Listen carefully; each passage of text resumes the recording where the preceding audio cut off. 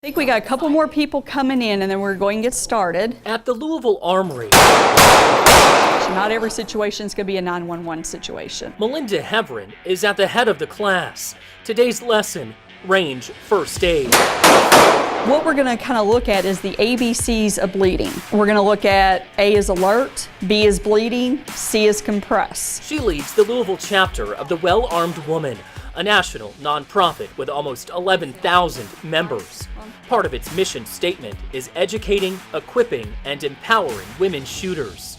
There are 345 chapters in 47 states, including 8 in Indiana and 5 in Kentucky. Something I thought, that might be nice, a group of women where we can get together and shoot together. Once a month, Heavrin leads a group of nearly 40 women at the gun range, teaching them gun handling and safety.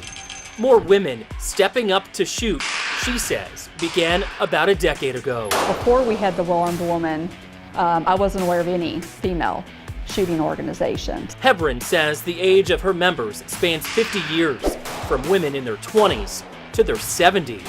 Some have different reasons for being here, but there is a common theme: women wanting to be more self-aware. Sometimes it's grandkids, sometimes depends on the profession and maybe where they work and what they're doing.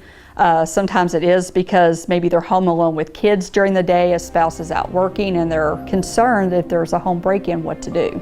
It really pretty much taught me that there's no need to be scared of handguns or firearms in general. Estevez joined in part because of what happened to her as a teenager. At 15, she says she was mugged and beaten. She was hit so hard it left her with a concussion. From that day forward, I pretty much said that this is never going to happen to me again. It's also heightened her sense of self-awareness and the vulnerability that something could happen anywhere. When I go to a restaurant, I make sure that I sit looking at the door, that I have a good view of what would approach me in a situation, that would cause any harm. This is really, really good. At Open Range in Crestwood, owner Barry Laws is teaching this basic pistol class. He's one of several instructors taking on a number of courses, many geared just toward women, including Ladies' Night every Thursday. He's also hired 2 female instructors. It's been fairly steady, honestly, throughout the years. It's been a fun thing for ladies to do.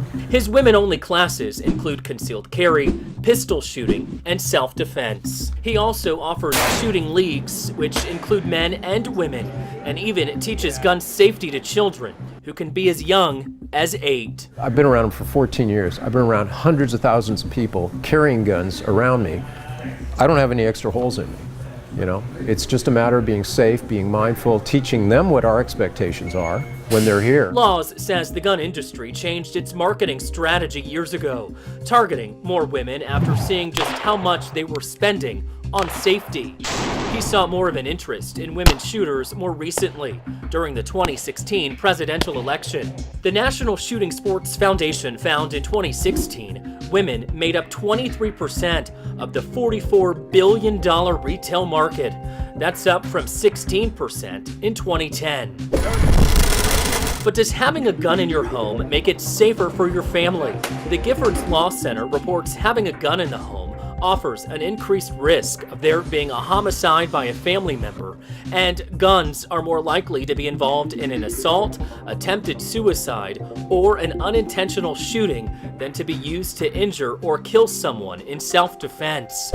But for Estevez, the benefits of knowing what to do if confronted with another scary situation outweighs the consequences that could happen if she doesn't. And I feel that the Well-Armed Woman is giving us that opportunity to be familiar with firearms, so if that moment arises, we are ready to defend ourselves and our family.